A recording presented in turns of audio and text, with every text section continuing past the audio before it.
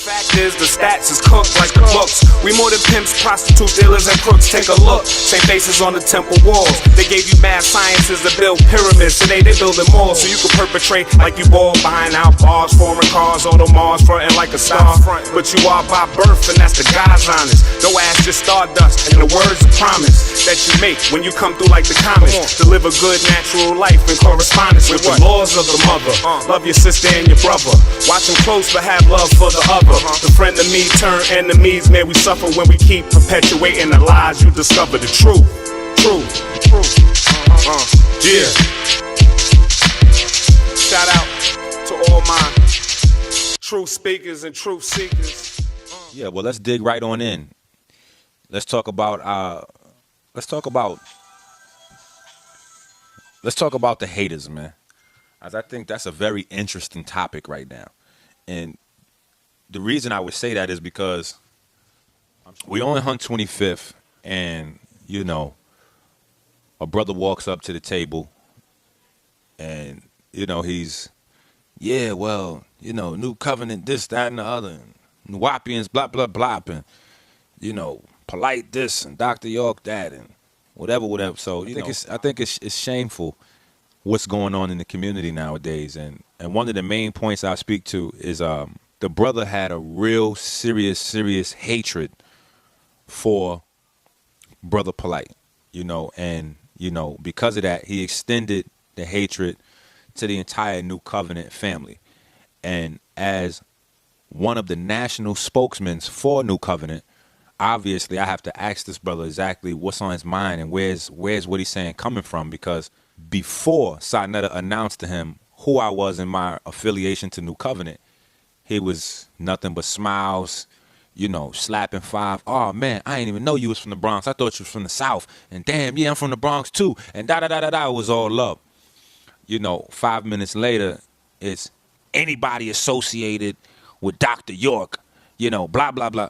And it just was a lot of hate coming off the brother. And I got proof, and I can show you. And I'm like, okay, brother, I got you. You know, what is it that you're really upset with? Like, what's going on? You might get an idea of what it is that we're up against in terms of just a random hate. And one of the things is how when people talk, especially some of these haters, you know, with their evidence and their proof, they sound very intelligent. They sound very convincing until they're standing right next to someone else that can respond to what it is that they're saying. You know, like I even had to ask him, because he kept asking me, well, when can we sit down on the couch and have a debate, me and Polite and him? You know, I'm like trying to say it in as much a respectful way as possible, but like, you know, who are these people?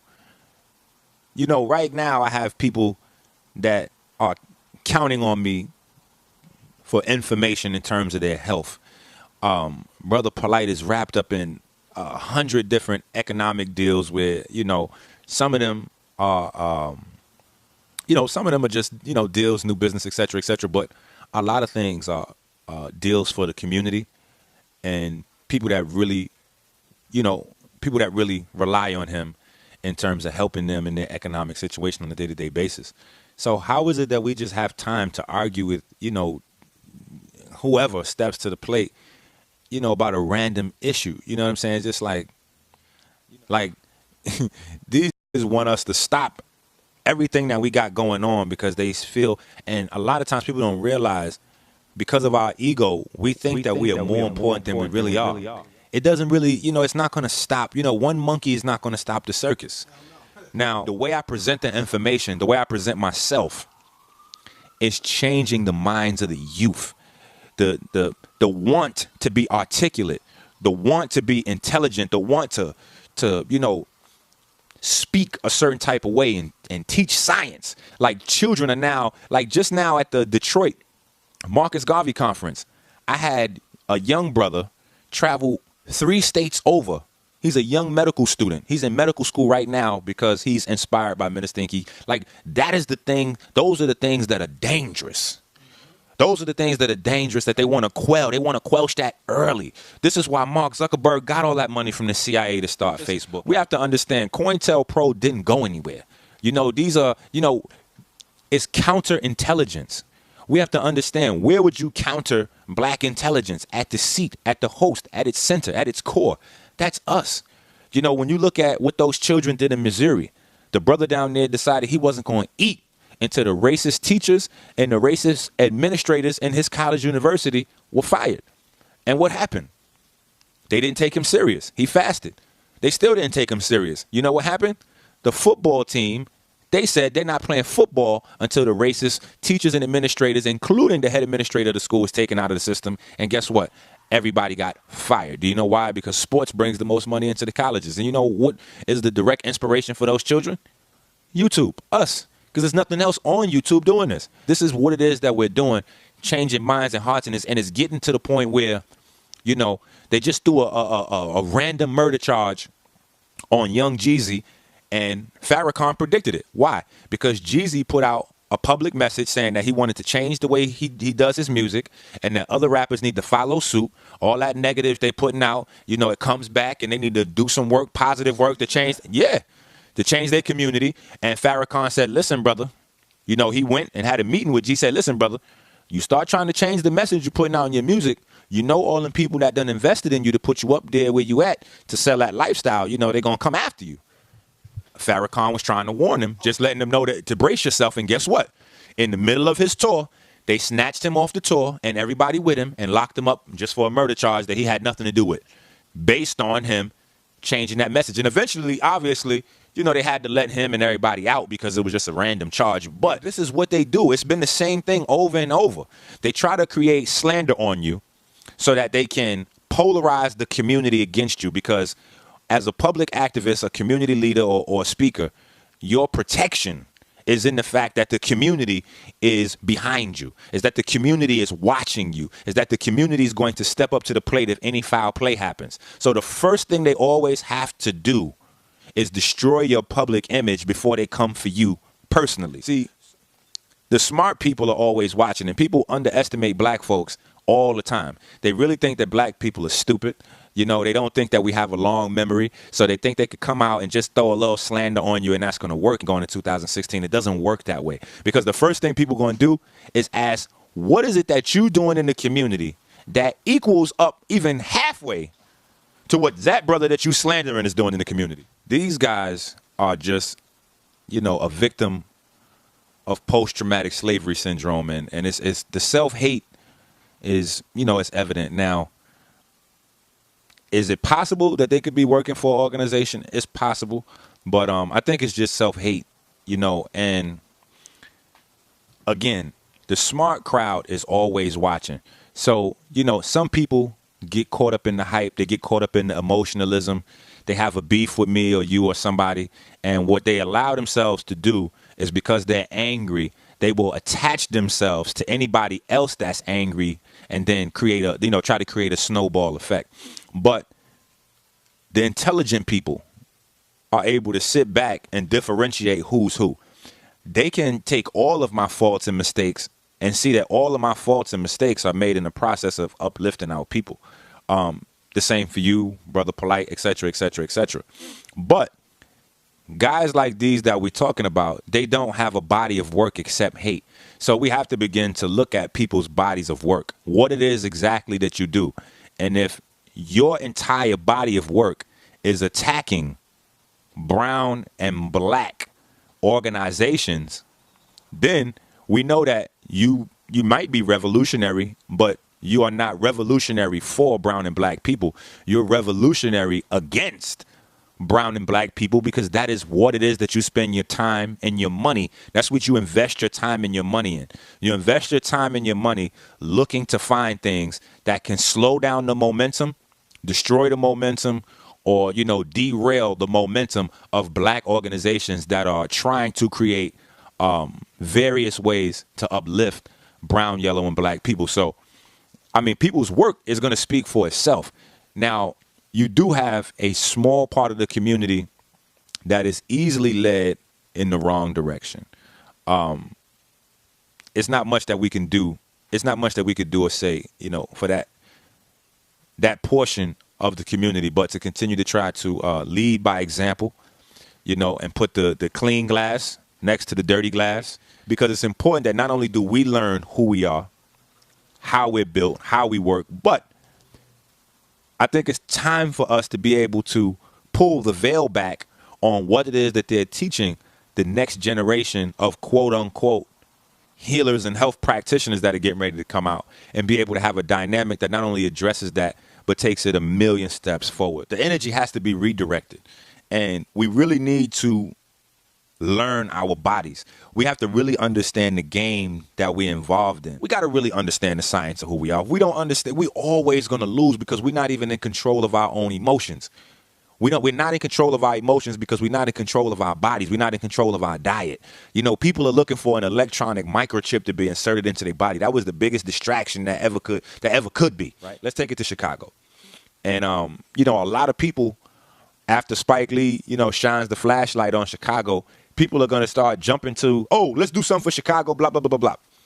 I've been getting on the ground in Chicago promoting a life culture, because that's how you counter deaf culture, is with a life culture. Hardcore, hard body for the last 3-4 years. And the brothers that I link with out there from the Wild Hundreds, when I get to Chicago, Marvo and the big homies, these are brothers that are really from the street. They part of the street environment, and they actually are changing the street from the inside out. So, we don't want people to think that there's no positive movements going on in Chicago, because I'm a part of a strong, positive life culture building movement in Chicago. But one of the things that we got to talk about is what's going on right now in Chicago. What's going on right now in Chicago? They are in the beginning stages of rioting because a young boy, I think he might have been 17 or something like that. 17, he got shot 16 times by police.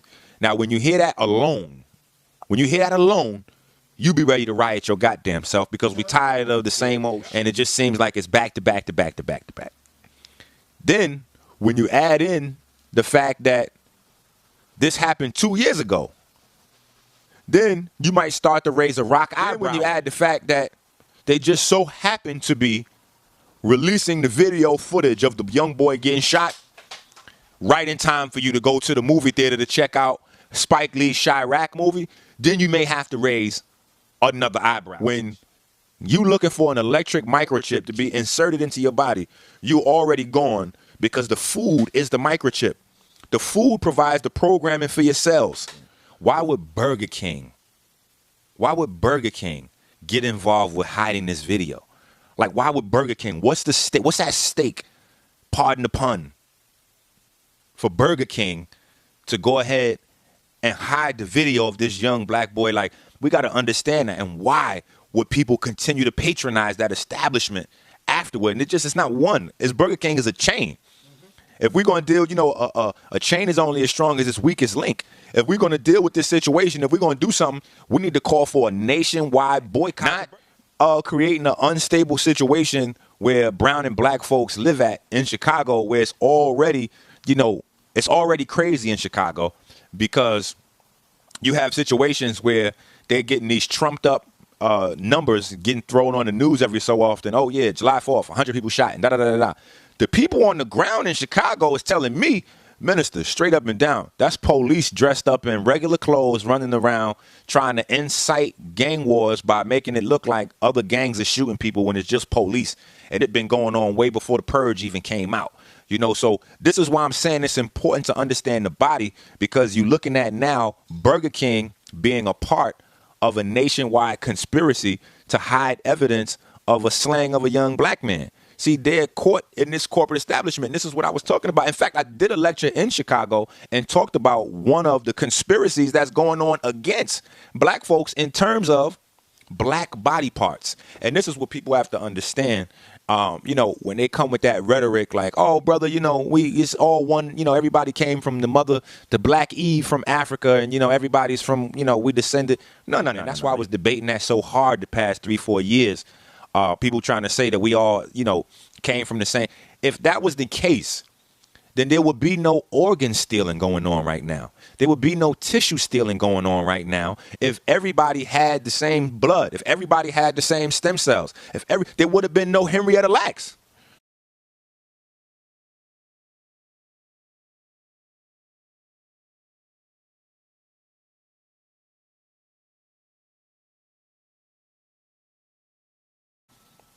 Why would they need Henrietta Lacks blood to clone and make stem cells? Okay, and if you don't understand why I'm saying that, let me say this. The patent laws state that you cannot patent anything that was made by the hands of God, quote unquote, or anything that you did not make with your hands. So they can't patent cells. What they can do is clone a cell and patent the clones. Now, once you patent it, you can sell them and make commerce, et cetera, et cetera. So if everybody's cells was the same, we all came from the same place, then organ stealing, organ trafficking wouldn't be such a black market business. Everybody's in on it except us. And it's small things this is why the retinas are gone, before the body's even put in the ground. That's why all the eyes to these bodies are closed, because the coroner sells the retinas. The coroner sells the retinas. That's like 9,000-10,000 right there out the gate. And all of these people are participating. So when you see these funeral homes, the funeral homes collaborate with the morticians, collaborate with the police, and they're all generating money off of dead black bodies, selling body parts, chopping it up. This is going that way. I'm getting PC off this. I'm getting kickback off this. This is why the funeral homes get the discounts with the morticians. Like, all of these guys are working in conjunction. So a lot of people that go to church, the pastors are even down with this. Is why most churches, especially the big ones, they have a specific group of morticians and funeral homes that they work with, and they push everybody in their congregation to go to those people. Why? Because they get a kickback off of the dead, off of the body parts that they sell when you go to their people, because they already know what's going on. So for every body, they might generate 40, 50,000 in body parts. So they cut them in. Here's a $5,000 kickback for you, Pastor. Like, this is serious business right here that we're dealing with. So we gotta understand this. It's not what you think it is. Look in the movies. I've been teaching you about the Ogdo, the Kamenu, and what do you see coming out right now? First of all, right here in this same living room, I talked to you about Ruth Aaron pairs, right? A Ruth Aaron pair, the number 8 and the number 9 being the first and most significant Ruth Aaron pair, right? Because the number 8 governs biology, the number 9 time and space. I told you in this living room right here that 2015 and 2016 represented that Ruth Aaron pair in terms of years, because when you add up 2015, it's a number 8. When you add up 2016, it's a number 9, coming back to back. And now what do we see in the fourth quarter in terms of the box office? All of the movies are dedicated to the Kamenu and the number 8. You got the Hateful Eight coming out. You got Keanu Reeves remake to Pacific, whatever the hell that movie was, where they're quote unquote honoring the 8 gods of creation. We got to get this stuff. Like, when we look at a concussion, we don't understand they still saying they don't know the complete, science around the concussion. Just like they saying they don't understand seizures, et cetera, et cetera. This is because they're still refusing to deal with the body as electromagnetic. Why is that? Because then there's going to be more emphasis placed on your body and what makes you special. It's going to be more emphasis placed on you, melanin, specifically. The entire school system is built around de-emphasizing the importance of skin. Why? Because it doesn't fit into white supremacy. When you look at an infant comes from the ectoderm, the mesoderm, and the endoderm. That's 3 layers of skin. All of your cells, tissues, organs, even the bones come out of your skin. And there's a reason why we have to understand that. The Nile Valley civilization that we call the ancient Egyptians, they were masters of electromagnetism. And we have to understand that our body runs that way. They were masters of electromagnetism. This is why they put more emphasis on the heart than on the brain, because they understood the difference between the brain and the mind. That's number one. All right. The brain is the tool that you have that allows you to access the mind, but it is not the mind. The mind is a magnetic field, but the heart, being the most electrical organ in the body, is what is responsible for creating that magnetic field that we fill up with our emotions, our memories, and our information known of as the mind. This is why the Egyptians gave the heart primary importance in terms of all of your internal organs, and they never removed it. The only other thing that they took care of, as well as the heart, was the skin. That's what the embalming process was all about. And when you see the chain on the scale, that represents the 7 chakras, or the 7 powers, as they will put it, a more correct term. Because we say 7 chakras, we're really moving into Indian interpretation of what our ancestors left. And you know, we really got to understand this electromagnetic aspect of our bodies, and that is what brings me back to what a concussion is. When you get hit hard enough, that creates an electric shock that is enough to cut off the brain. But it's not enough to cut off the brain in terms of turning off the mind. It's not enough to kill you. It's just enough to shut off that brain, the electromagnetic activity in the brain for a little while and create a cascade of events. Now, the professional athletes, these people that's paying these athletes, they don't want them to become thinkers, bro. We still own less than 1% of the wealth in this country. But every year, every draft, we got black boys by the dozens walking into millions and hundreds of $1 million contracts. How the hell is that possible? When dozens of black boys that come out of the roughest neighborhoods in America come into the millions and hundreds of millions and even more than that, into the hundreds of thousands. So now we can move the number up into the hundreds because we got all kinds of players playing in various leagues getting hundreds of thousands of dollars. How do they come out of these communities? How do they come out of this oppression and then walk right into hundreds of thousands, millions of dollars, hundreds of millions of dollars, and not turn around and build any infrastructure in their communities? Because there's a full court press locked on. I mean, the attack is so subtle that people have to understand, like, even the hairbrushes. You know what I'm saying? Like, and I don't want to, you know, I don't want this to seem like, but even the hairbrushes and the toothbrushes are made out of pork. You understand that? Like when people was brushing their hair with to get their little waves to come in. You got thousands of people that say they don't eat no pork, but they brush their teeth with pork hair every day. They brush their hair with a pork brush every day. They got to understand that this attack is very consistent and subtle. But that's the reason why we are where we are. We don't really understand, so we think it's okay. And a lot of times, the fact that our parents were sick, their parents were sick, we was born into sickness, it gives us a false sense of security because we don't really understand what it's doing. So if you understood anything, like for instance, since we on the subject, follow the camera in, zoom the camera in right here. No, zoom it in, because I'm looking at the screen. It ain't zoomed in. Zoom it right in on this Pharaoh's head. No. Okay. Zoom it in right here on this one too. That's a saw. Right, zoom it in on his head right there. Now let's go right here. Lift this one up. Go right around there. Zoom it right in right here. Nice and big so the family can see. They should be able to see that right there. Now this right here is a vulture. This right here is the cobra. The divine word for this was nega. All of the pharaohs had to wear this to denote royalty in the bloodline. The Asians got that from the Kemetic people in the Nile Valley, brother. I'm trying to tell you something. That's in the hieroglyphs. I can show you in the hieroglyphic dictionaries that. The derogatory image that Europeans placed on our ancestral sciences, our ancestral religions, our ancestral spirituality. But people can look that up for themselves. It's not a matter of is Minister Inky making this up or not. All they have to do is do a little bit of research.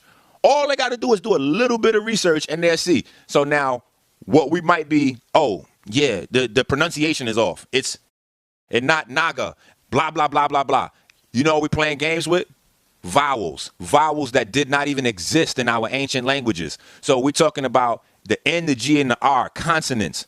Those were the sounds that we used. These vowels are just to help pronounce words. So, and then when we look at, for instance, history will tell us the most black gods in any one city in Asia was Nagasaki. What did we do to that city? We nuked it. What happened when we invaded Iraq? We went over there and they looted all of the ancient statues and everything that they found there. Why? Why is it that all the noses are missing from the everything found in the Nile Valley right now? Why is the nose and the lips blowed off? Why are the Arabs over there sandblasting shit? Because they don't want to show the phenotype of the people that live there. They don't want to show the phenotype of the people that live there because land and wealth is passed on by bloodline. So if we really take this genetics to the next level, at some point they know we're going to get ready to start claiming shit that they holding on to. Every artifact that's dug up in Nile Valley right now, every artifact automatically goes to the Arab government, right, which is a bunch of white folks, and then they auction it off to the British Museum, the London Museum, et cetera, et cetera, et cetera. Seti just told me that they got a couple 100,000 or a couple thousand pieces on display, but they have a couple of million hidden that they don't display. That's real. There's a reason for that, because they're trying to hide our history from us. And the easiest thing to do to put self-hate on us is to get us to turn away from our most powerful terms, our most deep spiritual systems. So we can't get away from that. That's Atum created the Wajet, the eye that later on became known as the Eye of Heru, to help him look for his son. Once Wajet helped him find his son, then he blessed the Wajet and turned it into a snake. Like, all do is do a little bit of study. You can't accept the truth of that, then you're just foolish. And I've been seeing, I'm going to use one person specifically because I feel like he represents a lot of the ignorant mentality, the ignorant mindset of our people. And that'll be Charlemagne the God. So we're going to listen to a small clip of him and DJ Envy and Angela Yee on the Breakfast Club as they were speaking about this. So we'll go to that. Then we're going to come back. We're going to read something real quick. Good morning, everybody. It's DJ Envy, Angela Yee, Charlemagne the God. We are the Breakfast Club. Good morning. Now, we're talking about some comments that RZA made. He was talking about police brutality. He was on the Bloomberg Report, and this is what he had to say. Us take a look in the mirror at the image we portray. If I'm a cop, and every time I see a young black youth, whether I watch them on TV, movies, or they're not looking properly dressed, properly refined, conducting themselves the proper hours of the day, things that a man does, you're going to have a certain kind of fear and stereotype of them. And that's when I tell my sons, I'm like, yo, I say, if you're going somewhere, you don't have to wear a hoodie and button up your shirt, clean up. Look like a young man. You're not a little kid. The image that we portray that could invoke a fear to a white officer or to any officer. All right. 800-585-1051. And shout out to Mickey on Twitter. She said it doesn't matter how we dress. Our skin is what they're afraid of. The James Blake incident is the perfect example. That's a fact. I mean, we should clean up, but not to make white people feel comfortable. We should clean up because we all grown-ass men with cameras. And not to make police officers not have fear in them. And the thing is, like young lady just said, it doesn't matter what I'm wearing because it's not the clothes you fear, it's the color of my skin. And the only problem I have with RZA's comments is RZA is speaking like he's never been the guy he's talking about. Wu-Tang used to wear stocking masks. They used to walk around with big ass swords, big ass hoods, baggy ass clothes. Jackets, go pull up any Wu-Tang promo pic. I guarantee you would have called the police on every single one of those guys if you live in a nice neighborhood and you saw them standing outside. But it shouldn't be that. You should be able to wear what you want to wear. The youth should be able to express themselves when they want to express themselves. They'll grow into whatever they want to grow into. And that's the thing. They shouldn't have anything against them. Wu-Tang had the chance to grow and express themselves into the men that they became. These kids now aren't getting that opportunity. And we should be able to dress. Well, these kids should be able to dress. But a lot of people do tell their kids at home. Absolutely. Just what RZA told his sons. First thing that I want you to notice is how they condensed the words that RZA said. Always be mindful of that, even if it's coming from people that look like you and talk like you. Yeah, propaganda is real. Secondly, I've heard this, and it was said by one of the callers, I guess, that it doesn't matter what we wear. It's the color of the skin that they're afraid of. I've seen people say, "Oh well, Martin and Malcolm, they got killed and they were wearing suits, so it doesn't matter." Sorry, that's just not real. You know the statistics. You don't even have to have some elaborate study. You know off of common sense that the majority of people being brutalized, being arrested, being assaulted by police are not wearing Tom Ford. They are not suited and booted like they're going for a job interview and getting beat down. It doesn't happen at the same rate as it does to people that have a certain appearance and a certain look and are perceived by the police based on that appearance. But I don't want you to just take my word for it. I want to read something to you. How many times growing up did some adult tell you, pull your pants up so you don't look like a thug? Ladies, how many times growing up did your mom tell you not to put on that short dress or those revealing clothes because it makes you look like a hoe? The reason for that is because they understood perception is everything. Perception shouldn't be reality, but actually it is. People don't know you. They don't know what you're about. They are going to judge you based off what they believe, what they have heard, or what they have encountered previously with those who look like you. Do you know whose words those are? Charlemagne the God. Don't believe me? Look it up. Vibe.com, 2012. The article exclusive. Charlemagne the God gives personal testimony. Trayvon Martin. Okay? Let's cut it out. And finally, it shouldn't matter. We can wear whatever we want to wear. I've heard that. Yeah. It is true. It's not illegal to wear hoodies. It's not illegal to wear baggy, saggy jeans and a white tee. It's not illegal for that. No, nobody is saying that. And you should have the right to wear whatever. You do have the right to wear whatever you want to wear. But does it make sense to do that? Again, using logic and reason. Does it make sense? You come into this place, you're 7 years into the Obama administration, one of the main, in the last year at least, one of the most, the political movements that's had the most energy around it has been Black Lives Matter, right? Yes. Because of all the stuff that's happened in a lot of cities around the country with police brutality and wrongful deaths and so on. When you see that movement kind of taking shape, what do you think of that when you see Black Lives Matter? Of course Black lives matter. You know what I mean? All lives matter. I stop eating meat because their life matter to me. You know what I mean? I don't think it's necessary for us to grow a cow to kill it. You know, in the old days, you're a cop, you let him in your house and give him a cookie and milk. Now you're like, yo, you know? So all lives matter. I love the idea of it, to serve and protect. And as long as those who are upholding that idea, then they are beneficiary to society. But for those who would ever lose that focus, you know what I mean? Whether they lose it through fear, through stress, or through not being properly trained, and they are allowed to go in the streets and how can you enforce law if you don't understand law? Right. But when you think about, you know, some of the brothers who are being brutalized by the police, you know what I mean? You also got to have them take a look in the mirror at the image we portray. Yeah. If you think, if I'm a cop and every time I see a young black youth, whether I watch them on TV, movies, or just see them hanging out and they're not looking, you know, properly dressed, properly refined, you know, carrying themselves, conducting themselves the proper hours of the day, things that a man does, you know what I mean? You're going to have a certain kind of fear and stereotype of them.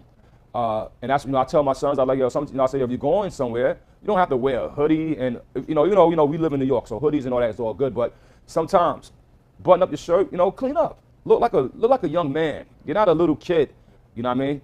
So I think that's another big issue we got to pay attention to is the image that we portray through our culture, through our art. You don't support Trump at all, but you like Trump on some level because he's a New Yorker and you're a New Yorker. So yeah. You know, so is Trump like just a lot of hype, or you think that guy's actually got a chance of being the president of the United States? And what do you think about that he's such a big deal right now? Well, I mean, look, Trump has always been a smart man. He's always made it from you know, when he had a problem, he came back stronger. You know, I mean, he's a smart dude. Is Mr. Trump good to be the president of the United States? That's an equation you got to measure against other presidents. Does he have all the qualities? Education. You know, one thing about Barack Obama that we all can agree is the man is highly intelligent, great speaker. You know, would I allow Mr. Trump to come run my company? Yes, I would love that, right? Would I support him to run my country?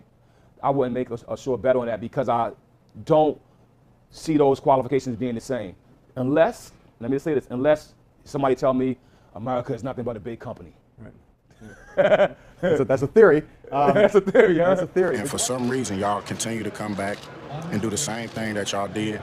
I don't know what story y'all trying to get out of me. I don't know what image y'all trying to portray of me. But it don't matter what y'all think, what y'all say about me. Because when I go home at night, the same people that I look in the face, my family, that I love, that's all that matter to me. So y'all could go and make up whatever y'all want to make up, because I don't say enough for y'all to go and put anything out on me. But I'll come to y'all event, and y'all shove cameras and microphones down my throat. But when I'm at home in my environment, I don't see y'all. But y'all mad at me. And if y'all ain't mad at me, then what y'all here for? Actually, I'm not mad. I ain't got nothing for y'all though. I told y'all that, so y'all should know that. But y'all will sit here like right now and continue to do the same thing. I'm here preparing for a game and y'all want to ask me all these questions, which is understandable. I could get down with that. But I told y'all, I'm not about to say nothing. So for the remainder of my, 3 minutes, because I'm here, I'm available for y'all. I'm here, I'm available for y'all. I done talked. All of my requirements are fulfilled. So now for this next 3 minutes, I'll just be looking at y'all the way that y'all looking at me. Thank you. In 1992, at Super Bowl 27, I had an opportunity to talk to Tupac Shakur. This is real talk. When I played for the Jets, and I grew up on the south side of Chicago, and I understand. We had a conversation about the inner city and the problems there in the inner city. Is there anything you could tell us about your charity? Anything that you would like to get to When I'm in them inner cities? Yeah, when I'm in them inner cities? Yeah. Come to them inner cities and come and holler at me then. Okay, I'll do that. Thank you. I'm gonna hold you to that. I'm gonna hold you to that. All right, African. Thank you so much. Yep. What's up, African? Shout out to my real Africans out there. Y'all got another minute to look at me, though.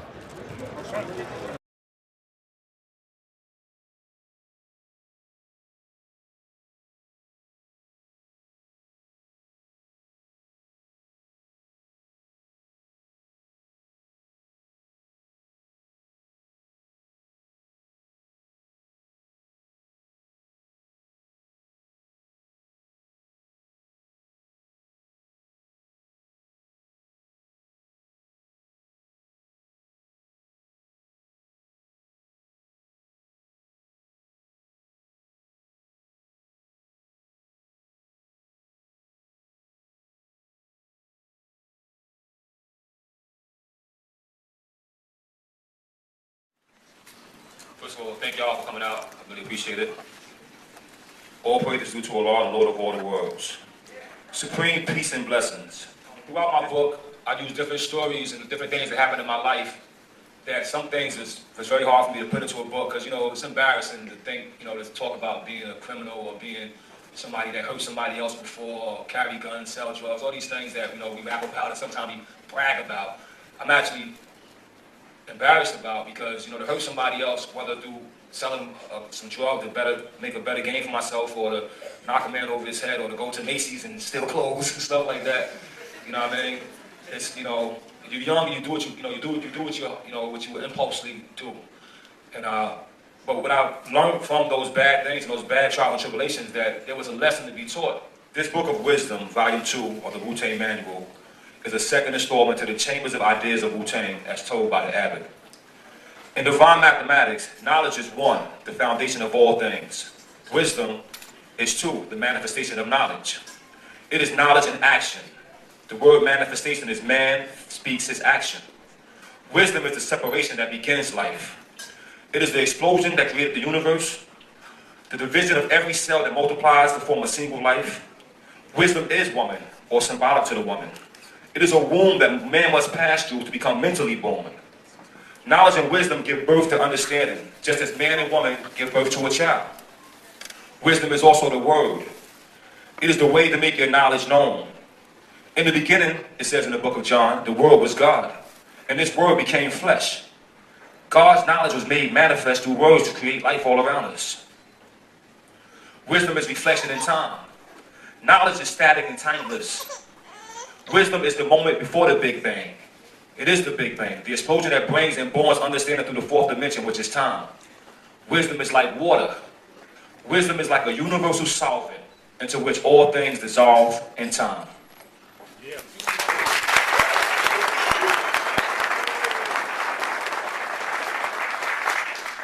When I first thought of making this book, you know, we thought of this book before we did the Wu-Tang Manual. You know, going through life and going through many struggles in the city of New York and different projects and ghettos, sometimes life has seemed hopeless. But we was given something called mathematics at a young age. And through mathematics, it led us to respect the Bible, respect the Quran, respect the Bhagavad Gita, and all different forms of wisdom. Sometimes, you know, we find ourselves stuck in traditions, and because of our traditions, we can't relate to each other, or because of our culture. But wisdom, as Solomon would say, it lifts the veil, or the veil of all things. It uncovers things, and it's universal. Krishna, you know, I like to use Krishna a lot because when I was young, I thought Krishna was some kind of weird-looking god, you know, they have a blue picture of him next to a cow, and always looked like some kind of weird things. You see the people at the airports walking up to you trying to give you a book about Hinduism. You're like, yo, get away from me, get away from me. You know what I mean? But when I finally took the time to read the Bhagavad Gita and read the deep depth of this man's ideas and to find out about his history, it awakened a whole new thing in my mind. And he said in the Bhagavad Gita that the best way to heaven is through wisdom. Spend time amongst the wise. So you'll get to heaven faster than praying, chanting, fasting, and all the different yoga philosophies that they follow, whether it's Hatha yoga, Raja yoga. You know what I mean? He said through wisdom, you'll get there faster. And that inspired me a lot. And it helped inspire this book as well. Taoism, something that I learned and watched in martial art movies. When you see a movie like The Swordsman 2, there's a film called The Swordsman 2, they have a character called Master Asia, who wanted to be such a great martial artist that he cut his own penis off, right? And turned into a woman. But became the greatest martial artist. And that's what they call inner alchemy, as we would say. And as I, I thought of that also to be kind of perverse or kind of weird. But then I started reading books on Taoism, how to cultivate the 5 elements of your body, how to cultivate your 5 inner organs, how it relates to the 5 constellations and all that. It brought a new wisdom to me. I realized that, when they say Tao is the way, as the Tao Te Ching would say, this way is a path. And I realized that same path that they say is the way is the same the way Jesus spoke about. He said, enter ye to the narrow gate. Into that path at a narrow entrance, because wide is the road to destruction. And I'm seeing all these same similarities of all these great teachers speaking on great things, and it just started to radiate to myself that, there's many ways to get to a destination, but the destination is your goal. So whether you travel it through Christianity, through the beautiful words of Jesus Christ, you travel it through the Prophet Muhammad in the beautiful book of the Quran, you travel it through Buddha and his scriptures, whether it's the Heart Sutra, the Diamond Sutra, and many pinnacles of Buddhism, you travel it through Taoism or Confucianism. You could even pick up a book from Aleister Crowley, write a lot of books on esoteric and ideas, you still find that they all point you to the same destination, which is knowledge of yourself, the true self, and the betterment of humanity. And that's what I stand for, and that's what this book is about.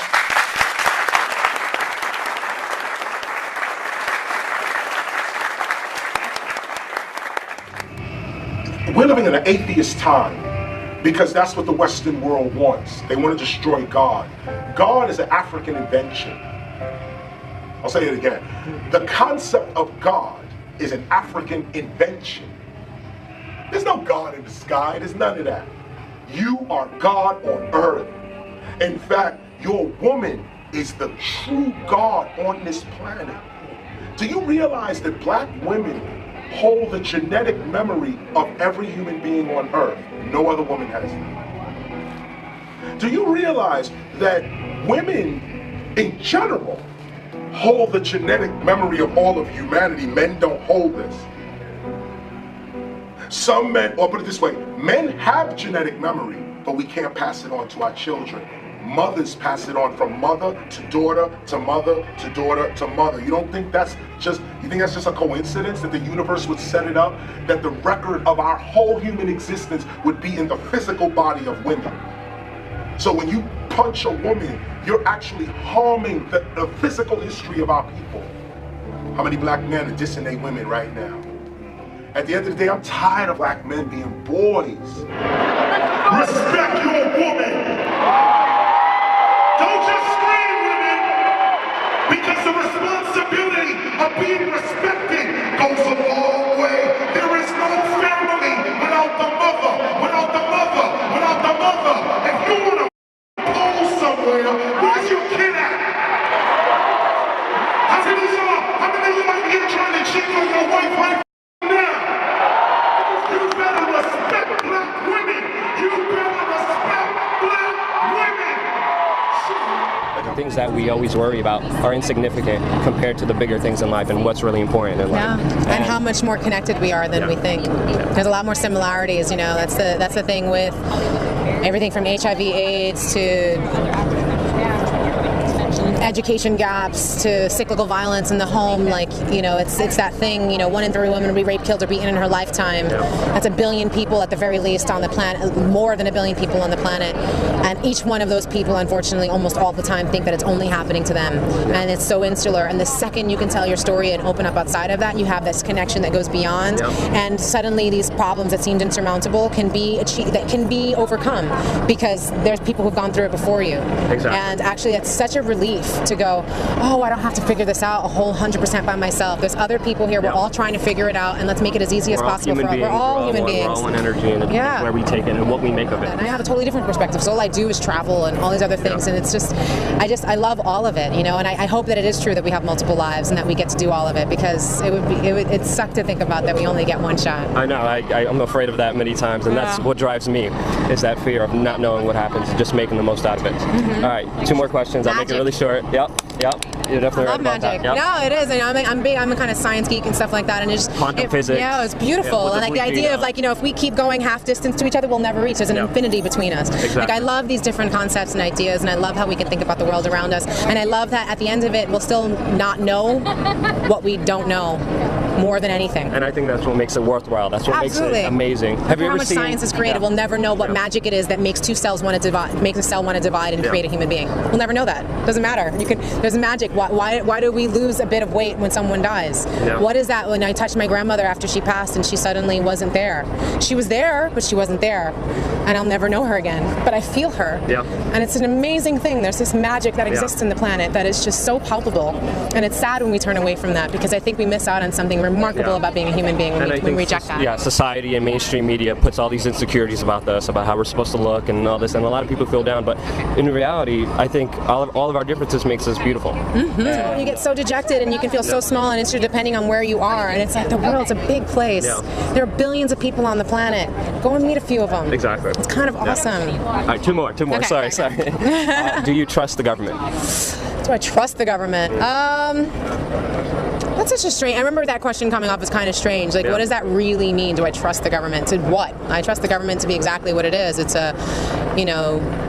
it's composed of human beings, and human beings are corrupt, and that's just a reality, you know, and we're vulnerable, and, you know, we're not perfect. But I understand what governance is, and in order to live as a huge society of people and have rights and have access to things that we need in a civil world that we are existing in today, where technology has far surpassed us in so many ways, we need government. And, you know, it is composed of us. So it's only as great as we are and our participation in it. So that's why I think I do what I do about the Latino, because I don't always agree with government, but I believe in it. Last question that was in the video. What is the meaning of life? What is the meaning of life? This is terrible. As many times as I've watched this, I don't know why I'm surprised by this question.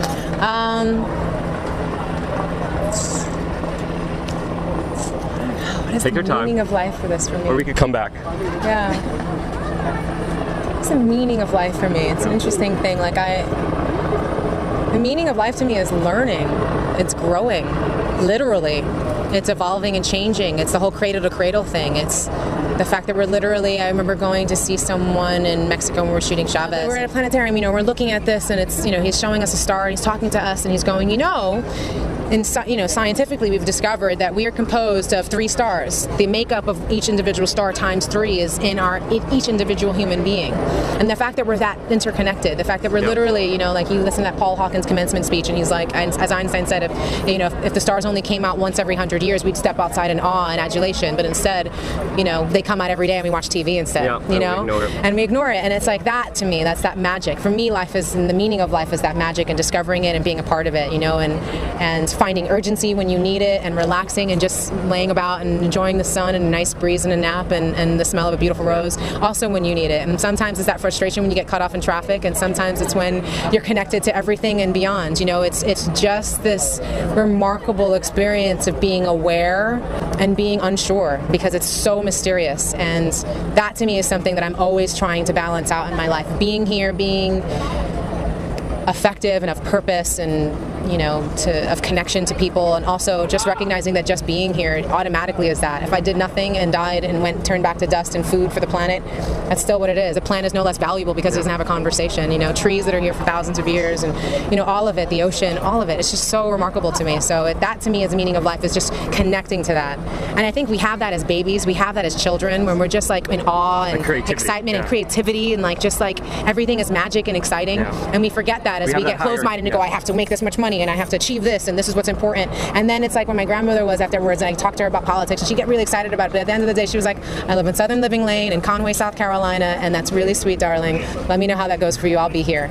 And just understand, I raised 5 kids and I'm gonna enjoy a different experience. And it's just having all of it. If I can have that in my life, I can live long enough to have just a taste of all of those different types of things. I think that would be way worthwhile. Beautifully well said. It's everything I was thinking. Thank you so much for promoting that video. I really appreciate it very much. Thank you. All the time. So I don't play around with any of this. To see you all organized is a great thing, but I've seen many organizations and many mass movements. It has to be something else besides what I'm against. I've heard a lot of what I'm against. I don't like this and I don't like that and I hate this. But my God, what are you for? What are you for?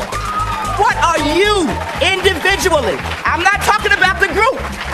I'm not talking about your organization. Oh no, I am living witness. You must make these decisions. And when you make them, hear me now, be prepared for the consequence. Not your sister, you, okay? Or don't make them. I'm not that impressed till I see the work, all right? I want to tell you something.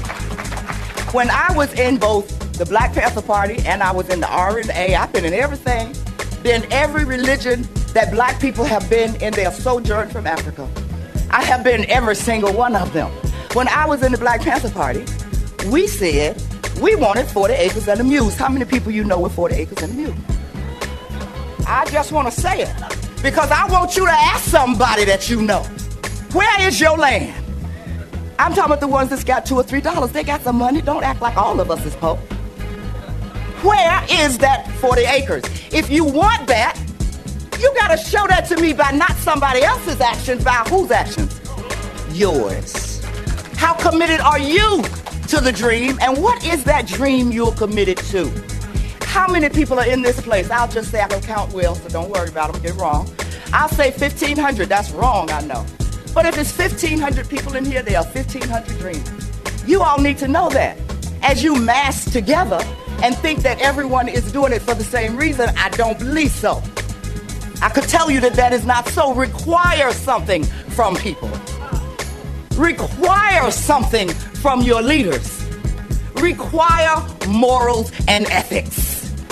Make it a requirement. Because if you're gonna follow somebody somewhere, you ought to know it's somebody of substance, shouldn't you? Because that's what we've done, you know that. We pretended we didn't. So we're gonna pretend that we ain't been following a lot of people that have not had our interest at heart. We're gonna pretend that we haven't done that.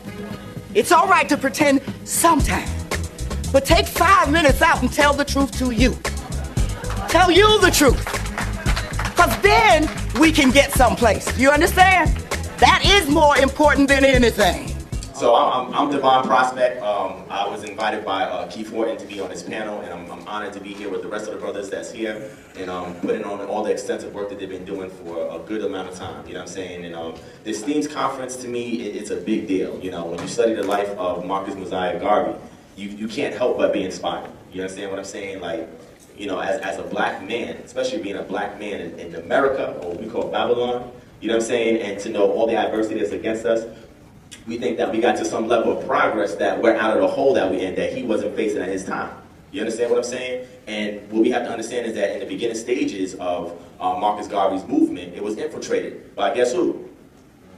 President. Well, who in the government? I heard the FBI. Oh, Hoover was responsible and was placed on assignment to take down Marcus Garvey. That's how he learned how to take care of all of our civil rights leaders. You know what I'm saying? Malcolm X, Martin Luther King, all of them. You know what I'm saying? So what I wanted to touch on is 2 central themes.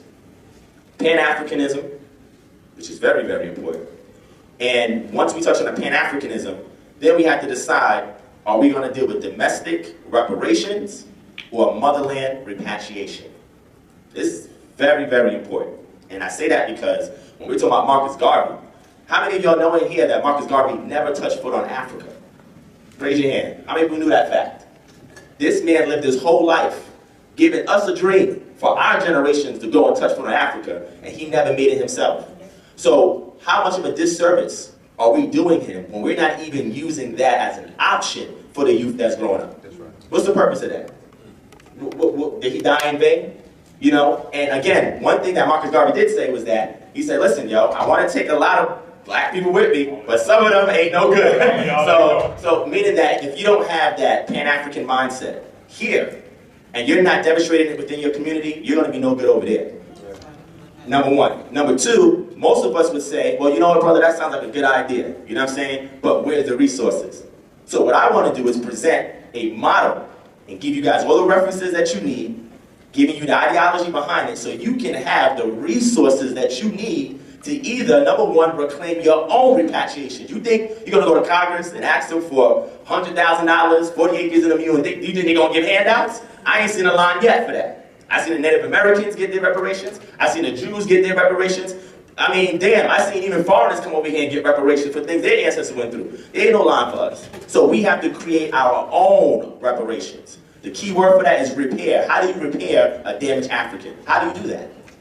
If you don't know the steps for that, you might as well just throw it out the towel. Coming here doesn't mean anything because by the time you leave, you're not doing nothing to repair what the problem is. You understand what I'm saying? So we have to formulate how to get our own reparations for those who do want to stay, but ultimately, we should at least have a goal, if not for ourselves, but for our children, to have some degree of wanting or having a desire to repatriate. Go back to the motherland, because you're going to have far more resources there for you than you're going to have here. People hear that and say, well, what are you talking about? How am I going to have more resources in Africa? Because a lot of us don't even understand how wealthy Africa is. Did you know that after 1884, they had a conference in Belgium where all the European nations divided that continent together? They didn't go to China and divide China up. They didn't go to Russia. Well, they didn't go to Russia to divide it up. But what I'm saying is Africa is the only continent that has almost every natural resource that you can imagine on this planet, to the point where even your cell phones won't work if they don't get that mineral from out of Africa. So we are doing our children a disservice by not putting in their mind to want to repatriate to the land that has the most resources than any other place in the world. But yet we leave it to the European. We vote for Africa, behind the scenes watching TV. We sit here changing our flags to the French flag when all of these assassinations, I call it, happening in Nigeria. How many of us knew what was going on in Nigeria and Kenya? And Mali today? Come on, Pan-Africanism connects us to the essence and the spirit of the ancestors who lived and died in Africa and the ones that are still there now. And did you know that there are several options to provide you with the resources to go back to Africa and make a difference? See, a lot of us don't even think that because we're not being told what these avenues are to go through to get the resources that we need. So what I want to focus in on is Pan-Africanism, references to resources, and when you have this information, is it going to give you the idea that you want to stay here and create your own domestic reparations, or if ultimately it's going to take you to the motherland to repatriate?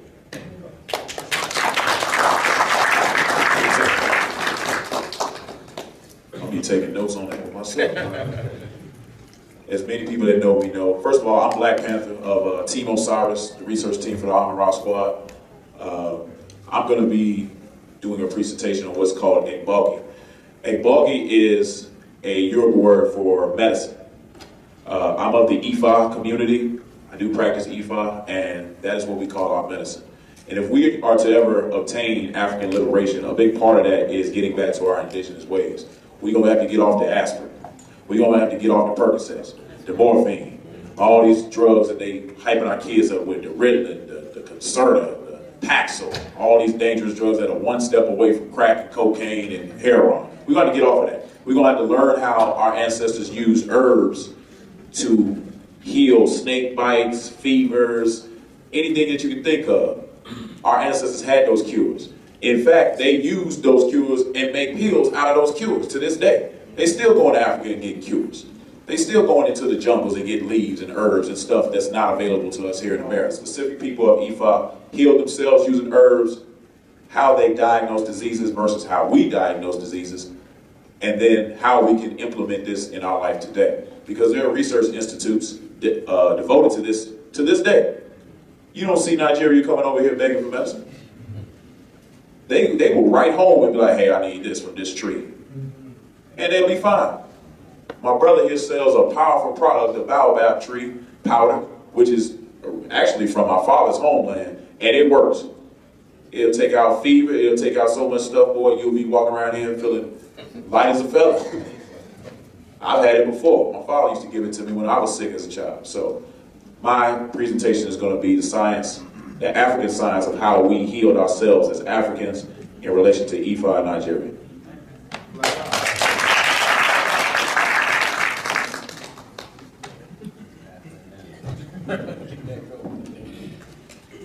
Peace, family. What's up? All right, so we are known as soul people, right? Full of soul, full of life, full of energy, sun people.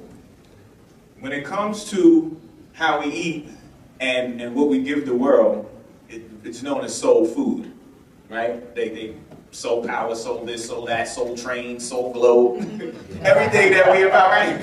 Everything that we deal with is connected to the sun all day long, right? Whether it's for real or we playing. And when we look at one of the most important things that we involve ourselves in, which is our eating, I mean, across the globe, is soul food. When we know good and well that that's exactly what it's not, all right? That soul food is a result of the fact that we did not bring with us our foods when we were kidnapped, snatched, and brought over here, and everywhere in the Caribbean. We were forced to consume the foods of our oppressor, of our handler, all right? And even when we were forced to eat his foods, we didn't even get the cream of the crop of that. We got the leftovers. We got the, what do they call it, the pig anus? The chitlins, right? We got the pig anus, you know what I'm saying? We got the pig ears, pig snout, pig tail, everything left over. Mama would take that and turn it into a miracle. And for some reason, here in 2016, yeah, I know, right? In 2016, we still eating the same food. That lets us know that we must still be slaves. Because if we weren't, we wouldn't be eating like one, right? What are the foods that are genetically consistent with your DNA? What were we eating not 50 years ago, not 100 years ago? How about 1,000 years ago? How about 10,000 years ago? And what effect does those foods directly have on your physiology? What is Alzheimer's? Okay? What is erectile dysfunction? Huh? What is obesity? So I'm going to touch on all the pathologies. Now, I'm not going to say all. I'm going to touch on majority of the pathologies that we are not so clear on so that everybody can get more familiar and understand the problems that we have inside of us and what options we truly have to returning back to the foods we used to eat at one point in time when we were ruled. So, that's my presentation. We have trusted these people who say that they love us and say that they're here for us in the names of the state and the government and democracy and the presidency, the Congress, the Senate, and everything else. We have trusted them so much. They're sickening us, they're destroying our world, and they're destroying the future for our children. We cannot just idly stand by and get into these nonsense, Bill O'Reilly back and forth exchanges with each other just to prove how clever we are or to win a debate that don't change nothing of the conditions that we are all experiencing. I don't care who you are or where you are, white, black, rich, poor, Jew, Gentile, you are feeling it on this planet Earth today. And mind you, the people playing these games know exactly what they're doing. There was a new moon this week.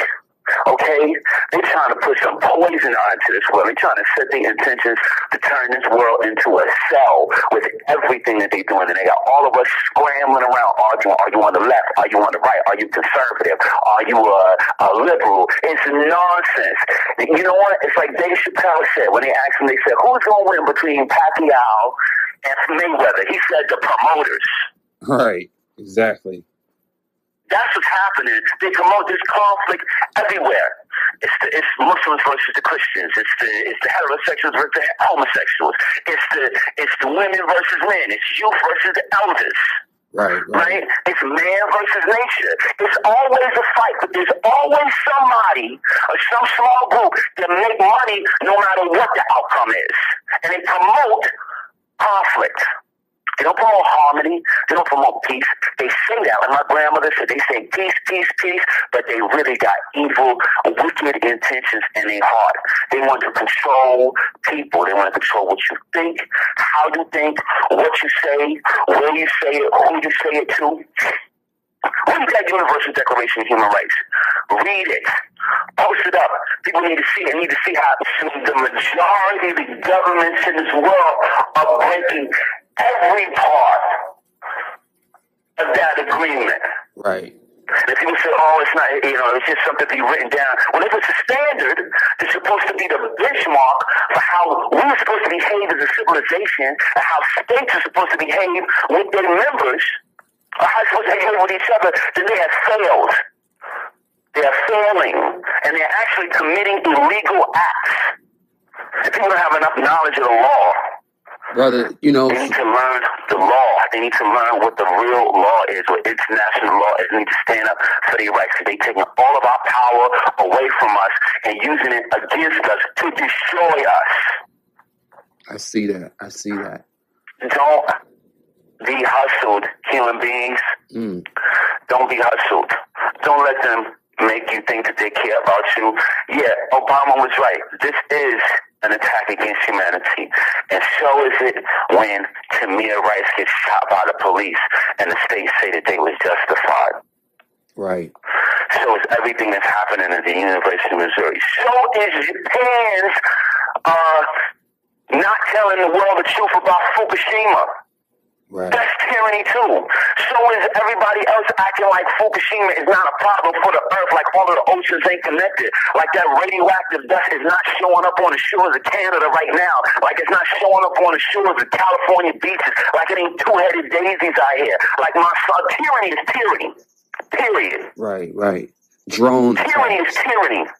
If we're going to be against tyranny, we got to be against it wherever it's at. But it makes me think of that saying that my dad used to say to me. He said, the government is tough on crime because they don't like competition. As an artist.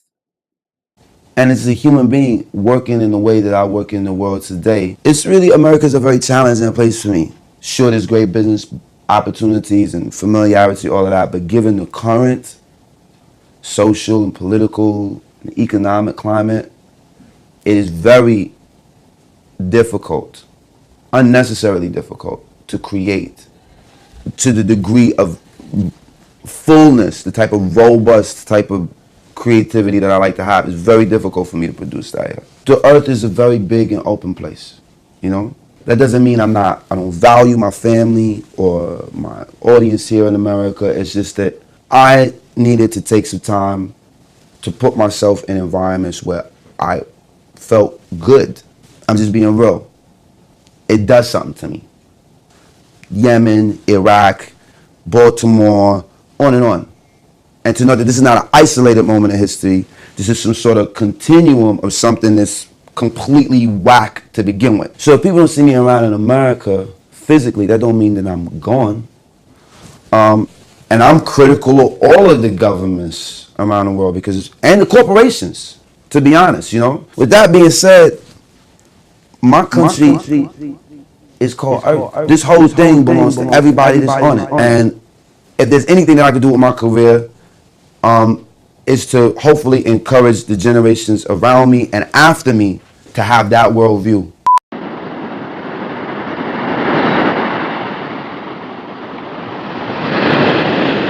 Saturday, Sovereign, Super, Natural, Steak, Master, Title Track, Muhammad Ali, Mumia, Mahatma, power of good name is very important.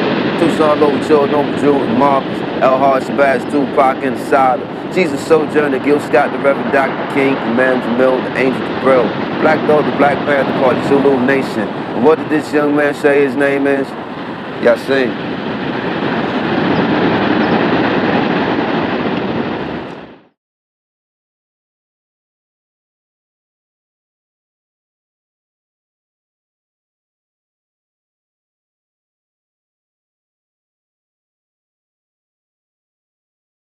Uno más.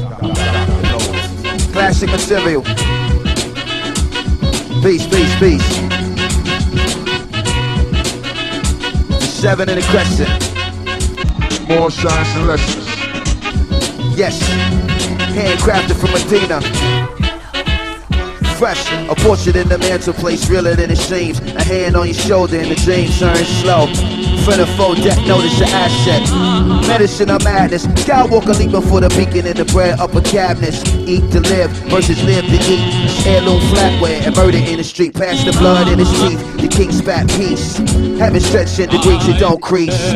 And creation can't cease. Speaking reverent in the presence. Peace past pleasure. Home is the adventure. Black master man can't measure. Surname forever. High-end market, low impulse control. Remote, ice cold. Hot dice to roll. Since very like stones and bones. Raw nerve exposed. Flesh full ceremony dress. Naked ambition. Who the short shot next? New brain on the shell. Gate a window for the back. To everything that sees in the nature of the threat. You gotta stand up and hold it down for your set. In terms of physics, that didn't sound correct, but it's true and very necessary nonetheless. So yes, let's like the shark, and it goes on and on. We all die and don't stay dead at all. It's your role, and every soul must pass along. You can pass or fall and elevate the soul. You see, the world is mine and the world is yours. Given in trust by the all for one and the one for all. The true and living in the building. Builders and demolitions, openness and energy is written. Fresh. The one for all, life is short, and yes it goes on and on. We all die and don't stay dead. And living in the building, builders and demolitions, openness and energy is written. Stay forever alive. Stay forever alive. Hey, forever alive. P-E-Y, true nature of time. Fresh.